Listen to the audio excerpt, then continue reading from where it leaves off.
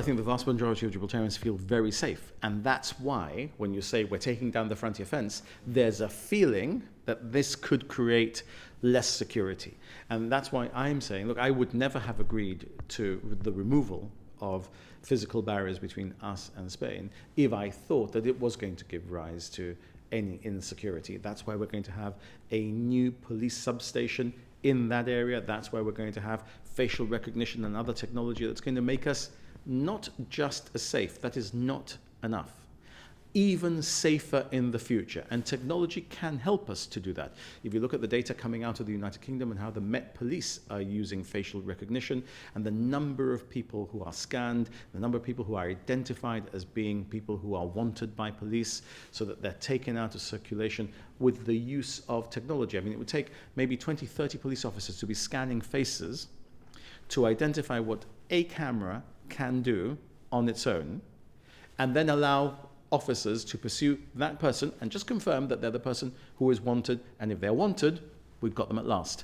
So, it's hugely important that we do that in the context of losing the frontier, that we don't lead to a situation of less security, but that tells you that people do today feel very secure, and they want to ensure that nothing we do in the future somehow affects that.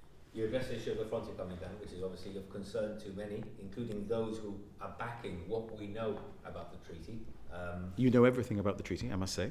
You know everything about the treaty except the letter of the treaty. We've told you everything that's going to be in there except the detail of how it's going to be delivered.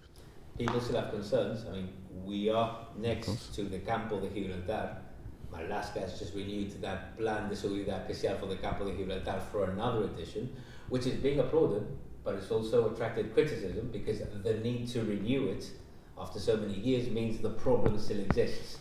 And now the narco trade is something that does worry locals, the frontier fence coming down.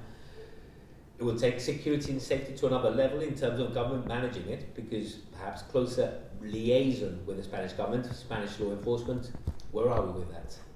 Well, let's be very clear. There's nobody in the Campo de Gibraltar who's a bad guy today who can't come into Gibraltar, and is probably coming into Gibraltar with relative impunity and without a problem.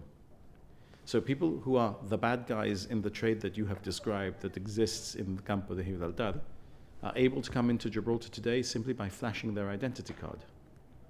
And they're coming into Gibraltar today. And there is liaison between the two police forces already. There'll be closer liaison in the future. So what neighbor do we want to live next to? My obligation as Chief Minister of Gibraltar is to create prosperity for Gibraltar and for the Gibraltarians.